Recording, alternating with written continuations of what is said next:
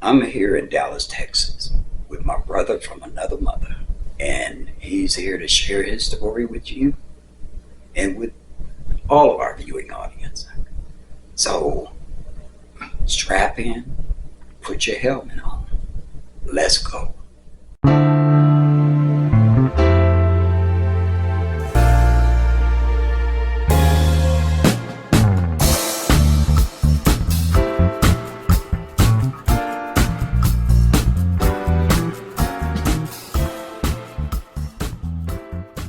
Well, hello, ex-church community, and to all of you who took time out of your busy day to watch this video. Thank you. I appreciate your curiosity, and I hope everyone is doing well. If you're a new viewer, welcome to my channel. I'm Ray, the Ex-HOJ, and if you're a returning viewer, welcome back. Glad to have you. So, I want to introduce you to my brother from another mother, Charles Montgomery. Charles, go ahead and give us a little bit of information about yourself. Well, thank you. Good to be with you. And you laid the foundation, so you make it real easy for me. But from my perspective, to add to what you have already explained, that you were not indoctrinated. And from a person that was indoctrinated, this journey was pretty hard for me. Right. So, can you start by telling us, about growing up being indoctrinated? Well, I grew up in the church, and for me, whatever the preacher said, I believed without question. Right. Even though I had questions in my mind all my life, but I never would pursue it, because, I was more focused on my career. Right. And that was the primary thing for me. But before I get started, Right. I would like to say to family and friends, I know I isolated myself and I didn't, respond to calls and stuff like that. But I want you to know that I love you, but I was on a journey and I knew what I had to do, and I knew I couldn't have anyone pulling on me, Right. trying to detour me from my journey. So I isolated myself. And if you can see that I'm an ex-Vietnam veteran, and when I came back from Vietnam, I had a lot of issues, but I was able to hide my issues through isolation. Right. And so people didn't know that, hey, I was going through things. So I mastered the isolation and dealing with my problems until I started going to therapy at the VA, is when I learned how to deal with some of my issues. Right.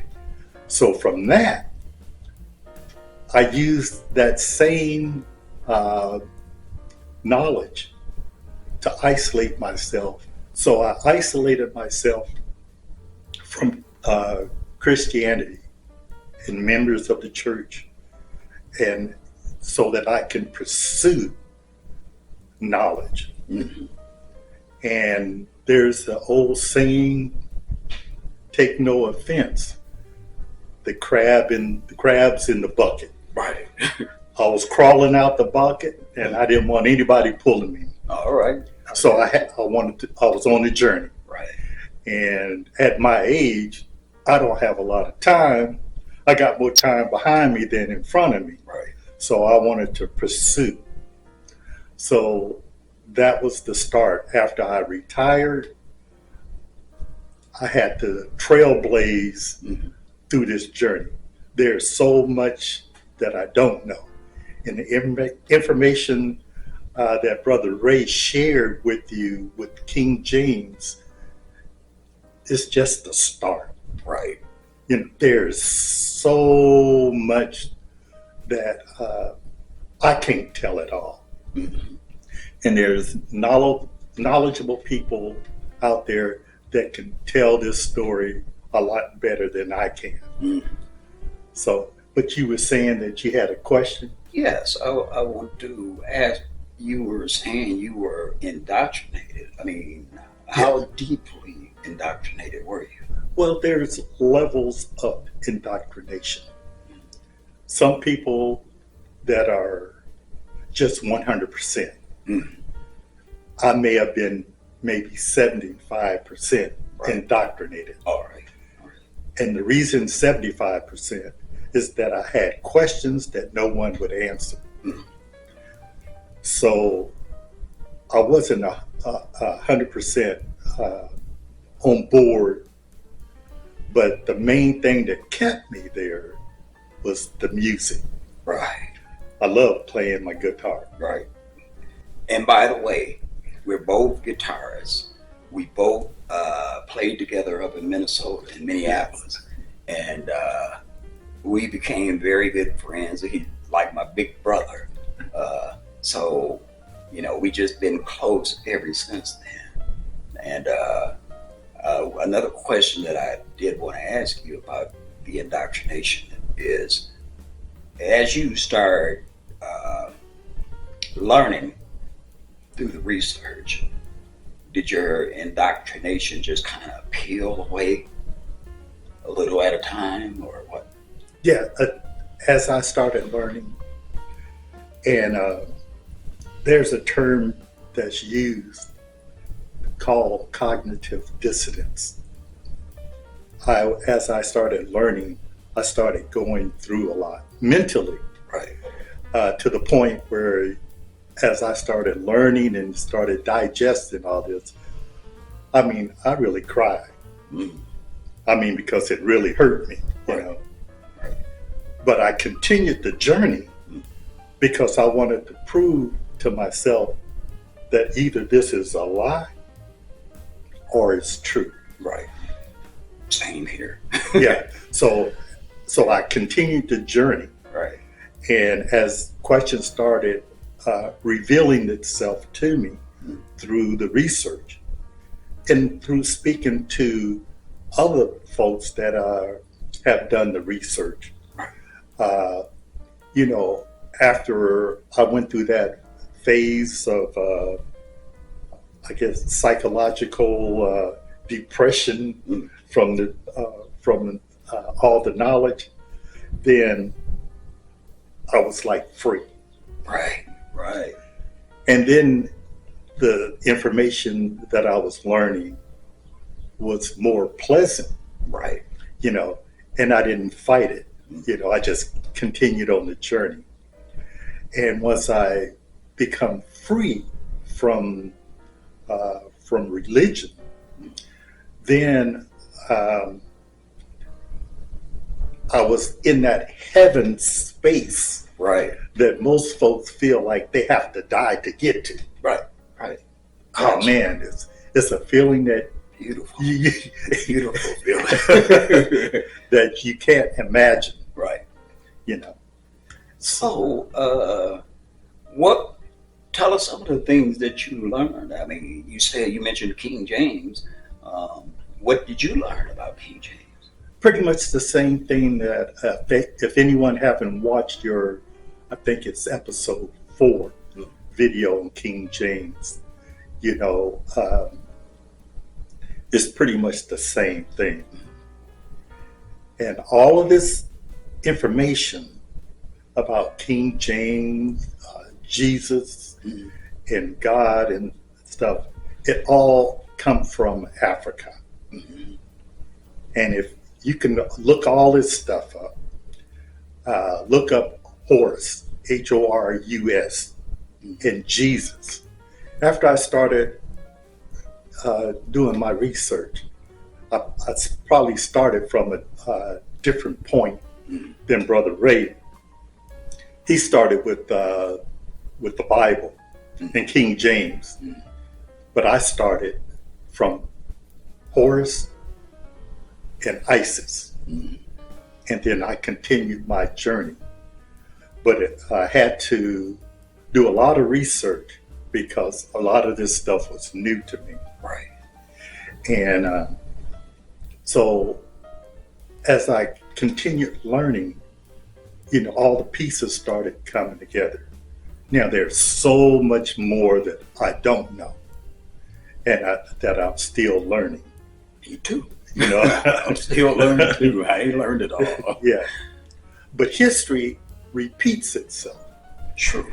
And all of this information about the King James Bible, Constantine, and all of this come from Kemet.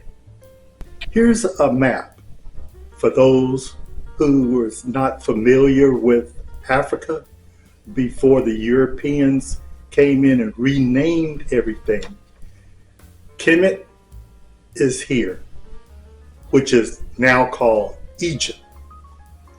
And you can make a copy of this map. But anyway, like I say, history have a way of repeating itself. Mm-hmm. And for an example, when Obama was president, his wife, Michelle Obama, gave a speech of her life. Mm-hmm. And when Trump became president the first time, his wife read Michelle Obama's life story verbatim as if it was her life. Right. And most of you may have remembered that are old enough to remember that. And this is the way history is. Mm. They've taken everything from Africa and made it European. Right. What they whitewashed it. So what was your earliest exposure to the history and to the information about religion?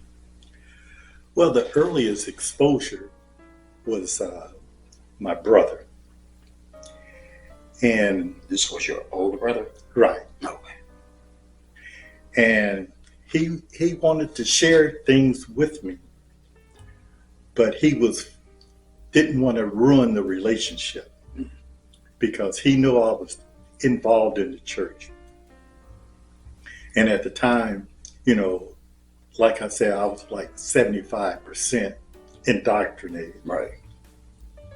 But after he showed me some things, and then another one of my brothers, church brothers, started sharing information with me. And I was able to start digging for myself. And that kind of freed my mind and left me free to pursue the education. But there's so much in it, and I was fearful that I didn't want to hurt anybody, Right. With this information because I didn't know how to present it. Until after I saw your video episode 4. Oh, all right. And I said, I couldn't have done it any better. Like I said, I didn't want to hurt anybody with the information because it's very traumatic. And some people, as they're learning this, depends on the level of indoctrination. Right. Will need special help to overcome this. And I didn't want to be the one to hurt anybody. Right. Just because I'm learning and I know certain things, I didn't want to present it. Right. So after we watched your video, episode 4 about King James, I said that was perfect. That's the leeway into now starting to share information. Right. There's a lot of information folks are going to have to dig for themselves. And you can ask questions and be more than happy to answer. Right. I didn't want to get into a debate about religion or hurt anybody with this information. Right. Because you're going to have to go through some things, psychological, learning this information. And that's why the Trump administration is working so hard to eliminate the woke Right. and the education about education and stuff, because they don't want you to learn this stuff. Mm-hmm. And you're going to find out all the power or all your accomplishments. It's already internal. Mm-hmm. It's within you. Yes. And what we have done with our accomplishments, whatever it may be, we've given it to an outside source because that's the way we've been taught. Right. That we give it to God or whomever, Buddha or whatever religion you're in. Right. But the power is within you. And one of the things that I do want to say is that there's so many out there that are educated, very educated. They have so many letters behind their name. Yes. And there's, deeper than me, as far as education wise.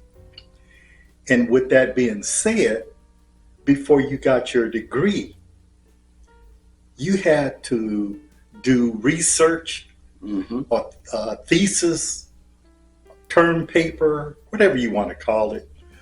And you had to show your sources of that research. And you couldn't just use your title. You had to prove your thesis. Right. So with that being said, no one validated the Bible. Not at all. I mean, We just accepted, because that's the way we were taught. And that one scripture that says, train up a child the way he should they go. And when they get old, they won't depart. Mm-hmm. And so all of this indoctrination kept you from looking outside the Bible. Right. So you're in a box and you stay in that box, and not there's a whole world outside the box. Right. And a whole bunch of knowledge outside that box. But you're afraid to look outside that box because the Bible told you not to. And it taught you to be afraid. Yes.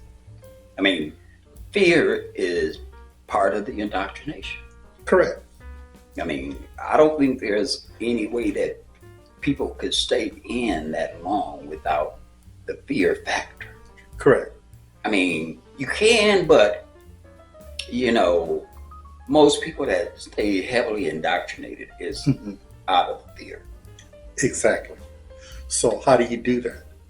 How do you control a group of people without using a gun or a knife? Right.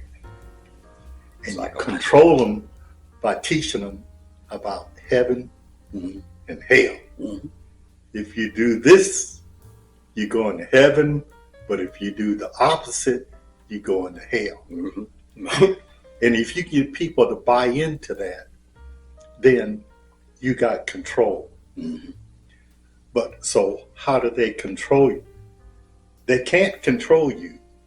You have to relinquish your knowledge and accept what people are telling you. Right.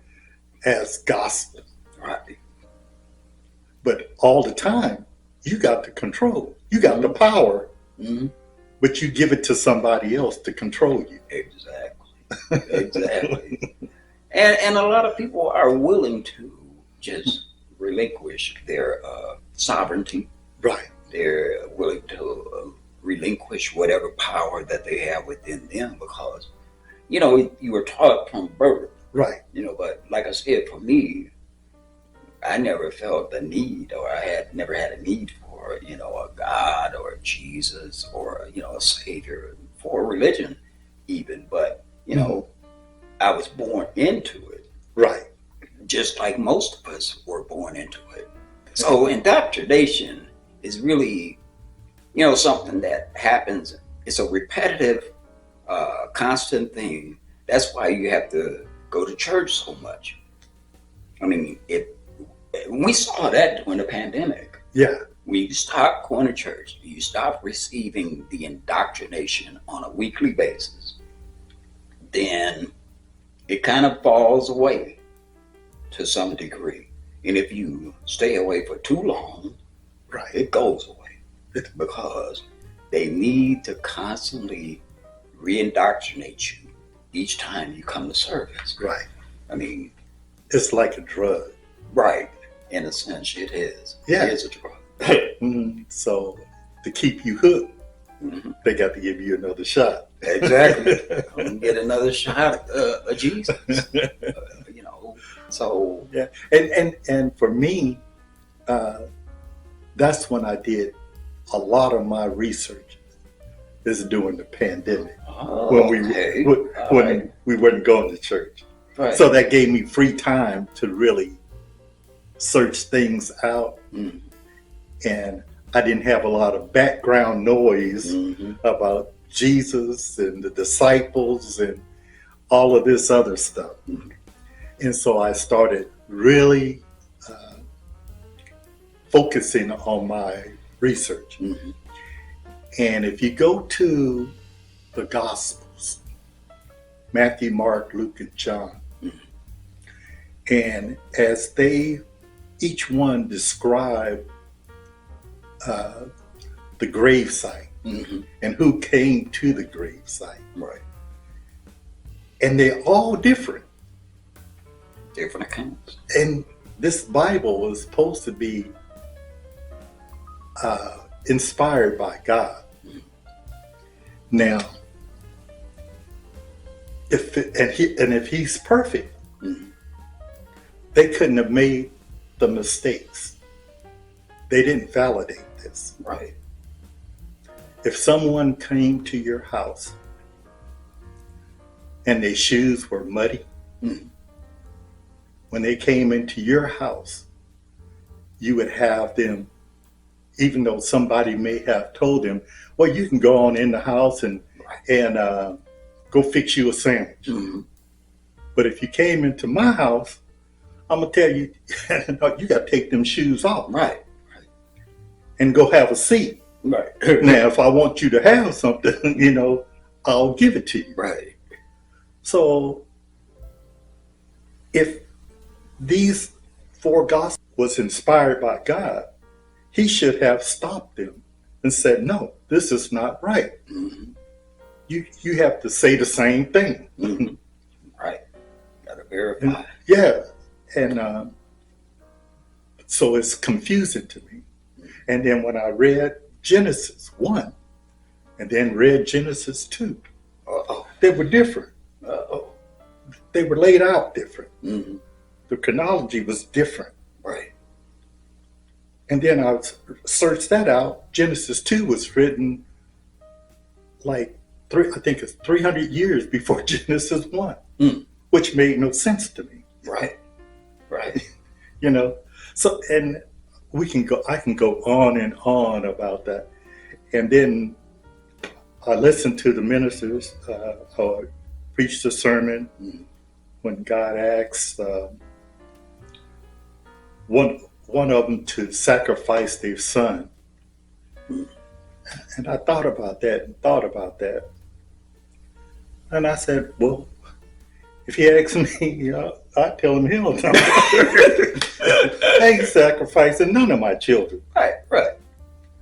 And as much as my parents done for me, I'm not going to neglect them Right.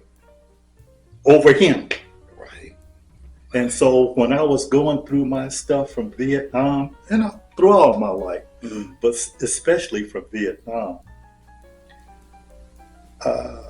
He didn't help me at all. Mm. Something I had to go through on my own. So wait a minute. So were you praying? No, I wasn't praying. No, go ahead. So I don't know if I could tell you. sure, you can tell us. So for me, you know, I'm a Vietnam veteran, and I smoked weed while I was over there in Vietnam. Right. And that was my guy. That helped me get through, you know. Hey. So, but I went through a whole lot. Mm-hmm. And then the other thing is that when I started fighting for my benefits, it took me 15 years of fighting with the government to get my benefits. And I was like, well, where's this guy? You know, why he's not stepping in to help me, you know, get what's rightfully mine. Right. I finally got it through a judge out of Washington, D.C. But it was a 15-year fight to get my total and permanent disability. Right. And so this guy was never there. Right. And many of the struggles that I went through in life, this guy was never there. So you were questioning this All along, yes. Okay. You know. So that kind of like turned me against, you know, this relationship with God. Because I know then I'd have to say that I'm better than him, you know, because if my children need something, you know, all they do is ask, or if I look at them and I see something that's bothering them, I'm going to question until I find out what's going on. Right. And if they need help, I'm going to be right there, you know. So you saying that the Heavenly Father was missing in action? Missing in action. So you dealt with all of this on your own. On my own.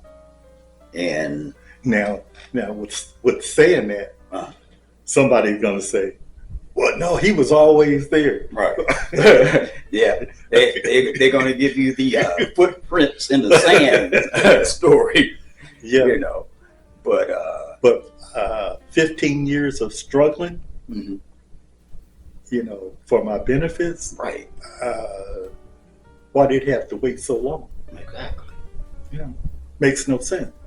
Now, I'm only going to be here, if I'm lucky, maybe 80 years, 85 years or something like that, maybe 90. No, you're going to be 100, man. 105.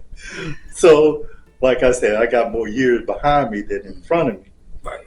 You know, so it was, a lot of things just didn't make sense to me. Right. And then as I started really digging into the history and stuff like that, a lot of things revealed itself to me. Right. And after I made my decision, you know, about religion and everything. Well, talk about that. When did you make your decision? Well, formally, it was probably during the pandemic. You know, I probably had made my decision before then, but I didn't react to my thoughts. Right. You know, but during the pandemics, I decided, you know, that was enough for me. And because I had done a lot of research. Right. And so I knew it wasn't a belief at that point. Right. This is, I know. Right. You know, and there's a difference between knowing and believing. And you need to look up the definition of belief. Right. You know, and so I was no longer believing. I knew. You There know, you go.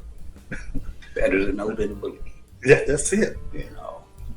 So the pandemic, I think, did it for a lot of people.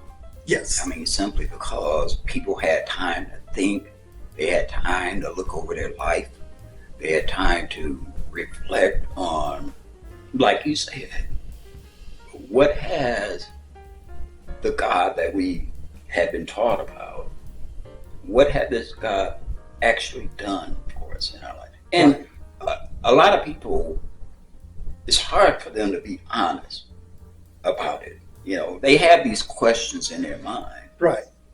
Well, they are fearful of what others are going to say. Exactly.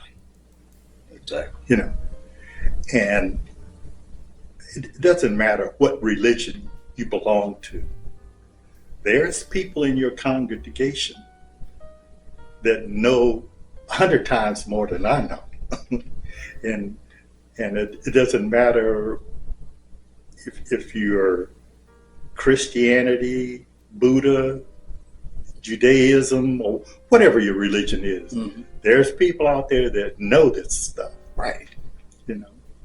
And so now why they stay, you know, there's a plethora of reasons why people do what they do. Mm-hmm.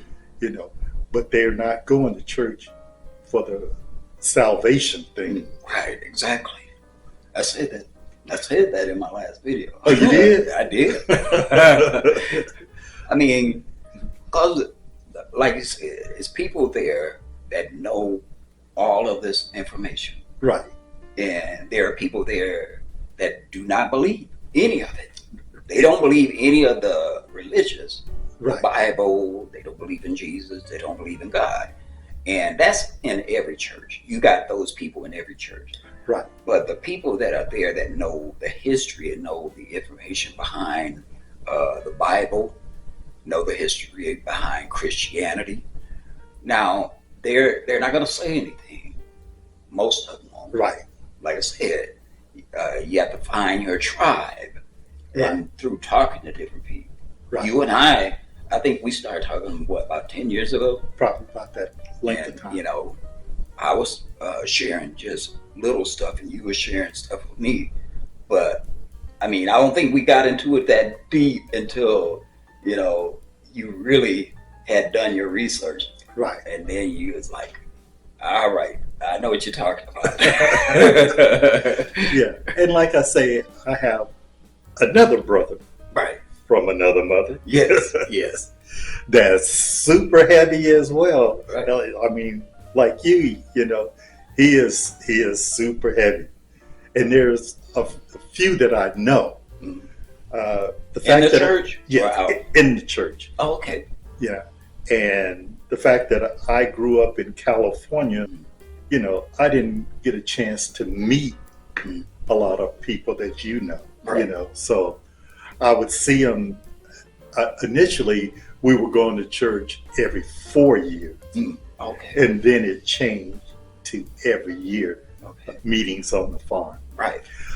And then doing the meetings on the farm, you know, people's, I've heard ministers say, we looking out over the congregation, Mhm.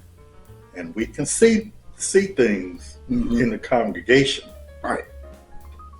but they didn't realize we were looking up, Exactly. and we could see things too. You know? Exactly. And I know you all wasn't on board. Right. You can see a lot of things. Yeah. And that one passage about what you do to the least of them, of my brethren, you do unto me. Right. I thought about that,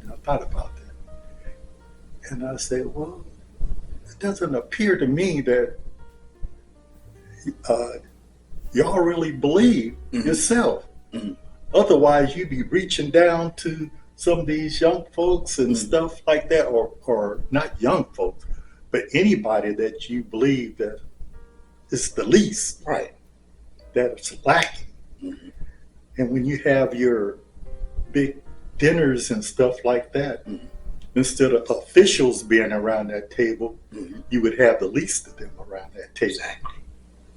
Exactly. And you doing it to God. Hey, in other words, what would the biblical Jesus do? Right. That's what you say. Yeah. So, I mean, I had a lot of questions, and after, again, after I started doing my research, the questions started disappearing. Mhm. And the only reason why I'm sharing what I share is not to stop anybody from going to church. Mhm. So what I'm saying, or what I believe, is that go to church, Mhm. have a good time, Mhm. but no, Exactly. go to church, and if you want to dance or whatever your beliefs are, have a good time, but know the truth. Exactly.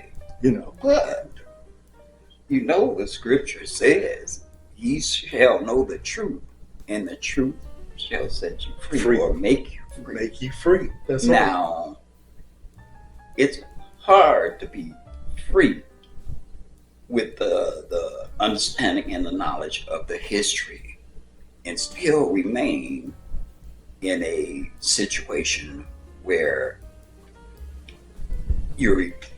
they're expecting you, or at least most people are captured in mind by the indoctrination. Yeah. And because I know for me, once I came to my conclusion in 1998, just going to church, it just it looked different. Right. It felt different. And, because now I had this knowledge of Right. where this all came from. And so I talked about it in my last video. I wrestled with the conflict of whether I was helping, because I continued to preach. And I was wrestling with the conflict of whether to continue preaching or to stop. And I finally decided to stop because I just couldn't do it anymore. Right. Well, I stopped for the same reason. Oh, when did you stop? Oh God. Now, I'm terrible at dates. Oh, no problem. I can't pinpoint the date, but yeah, it's been some time ago. Right. That I just said I can't do this. Right. So don't call me. Right. And like I said, I don't exactly remember the date, Mm-hmm. and that's why I have my wife, because she can remember everything. She can remember before I was born. Mm. if you listen to her. But you mentioned something that I think is key, and that is the research. Yeah, you have to do your research. And you have to be willing to and be open to what you find. See, because you can't go into it with,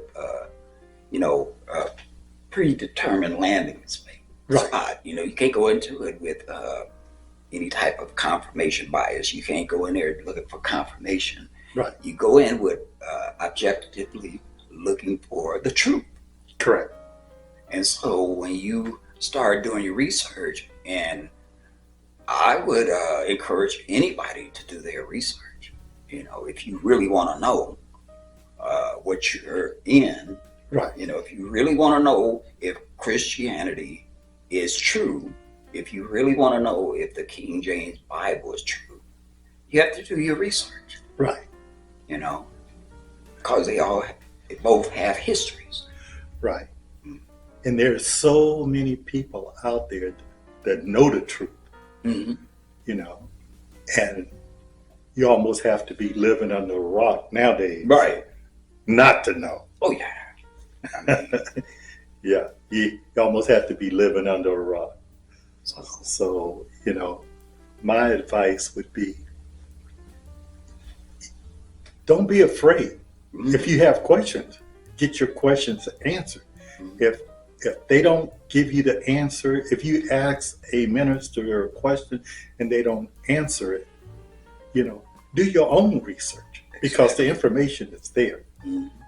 I have cancer, and along with other issues in my body, we don't know if it was Agent Orange or all this other stuff that my body is going through. But I didn't accept what the doctor said. Right. I started doing my research. Mm-hmm. Yep. And so I didn't, block what the doctor was saying. Mm-hmm. I started researching and finding out that there's certain foods that I could eat or drink that would help my case. Mm-hmm. And after I started doing my research about the cancer and everything, I went back and asked the doctor, and they knew I knew what I was talking about. Right. And then they had to step back and say, okay, we'll just monitor you. Right. You don't have to do this chemo and radiation and all this other stuff. And through my diet, my Gleason score, for those who don't know, your cancer have a Gleason score. And my numbers went down. Mm-hmm. Instead of going up, they went down. Mm. And so the doctor said, oh, we'll just continue to monitor you. You look good. Right, there you go. And so I'm not putting my body through a whole lot of things, And I had other reasons why I refused it. Because then I did my research on chemo and radiation, So, I mean, it's a lot of things, that you can find out now. We have access to information, right? Where before we didn't have that. We didn't have access to that information. But now you can find out pretty much anything that you want to find out, if you want to find out. Exactly. If you want to find out if this stuff is true or not, you can go look it up. Exactly. Yeah. I mean, it's right at your fingertips. Yeah. And gain control of your life. Mm-hmm. And man, once you're free, you're free. Right. Now, you know what, though? And they preach that in church. Uh-huh. I mean, in all churches, that you shall know the truth, and the truth shall make you free. But I don't understand what type of freedom they're talking about, because you're still in captivity. Correct. Because you're still in captivity in the ignorance. Right. So I don't really understand what type of freedom they're referencing to. Yes. Yeah. And I used to think I knew until I studied and researched, but then I found out that if you believe in what they're teaching, you're not really free. Exactly. You're controlled. Exactly. So, but you only control for a reason. Right. And you need to search out that reason. Mm-hmm. And a lot of times, like things going on now and today, and we keep going back to the Trump administration. Mm-hmm. What is he doing? Mm-hmm. And all you have to do is follow the money. There you go. Wait a minute now. You opened up a can of worms. Follow the money. All right. Since you went there. So, when looking at religion, when looking at churches, and not just, I'm talking about all churches. Yeah. So you're saying all you got to do is follow the money. Follow the money. All right. And if I can get 100 people, that's arbitrary number. Right. 100 people to duplicate what I do, mm-hmm. and to give me the resources. Right. Hey man, I'll be king. I said, so you talking about if you can get 100 people to Mhm. give you 10% Yeah. of their income. Yes. So you just saying follow the money Follow the money. and look at what the money does for the people that's giving the money. What it does to the people that's receiving the money. Right, but I'm saying if you look at it to see what the money actually does for the people that's giving it, a lot of times you'll see it's not doing anything It's not doing for the anything for people them. that's giving. No. You know, a lot of times in churches, members are maintaining the buildings. They're Yes. maintaining, with their finances. They're maintaining the buildings, but the buildings don't belong to the people. It doesn't belong to them. At any point in time, who's ever at the top can say, we closed in that building. Right. We'll sell it. Right. And then where you going to have church? Right. And the members have no control over that. The members have no control. Yeah. None. I know I've watched some of the JWs, the Jehovah's Witnesses, Uh-huh. and they are talking about that a lot now, how their organization is selling off a lot of the kingdom halls. Uh-huh. And the members help build these buildings, physically help build them. Yeah. They contributed their finances to the building of these buildings. And the people at the top, the governing body, they're able to sell them. I mean, these are $1 million buildings, some of them. Uh-huh. But the people don't get any of that money. No. That money doesn't help any of the members at No. all. And that's pretty much the case in a lot of religious organizations. So, the money flows to the top and stays at the top. And stay at the top. Those at the top are the ones that benefit from it. You may have some organizations that will reach out and help. Right. But for the most part, you're on your own. Mm-hmm. And get in trouble financially, Mm-hmm. and go to the church and ask them to help you. Right. See what they say. That's true. That's true. And see what they say. And I've heard a lot of stories. Oh, me too. I've heard a lot of stories. And some members have been in trouble, and they said they wish that they had known, because it deprived them, following the rules and regulations of the churches and stuff, whatever religion you're in, Mhm. And whatever church, it don't matter. Right. It doesn't matter. So, I mean, because it's a business, really.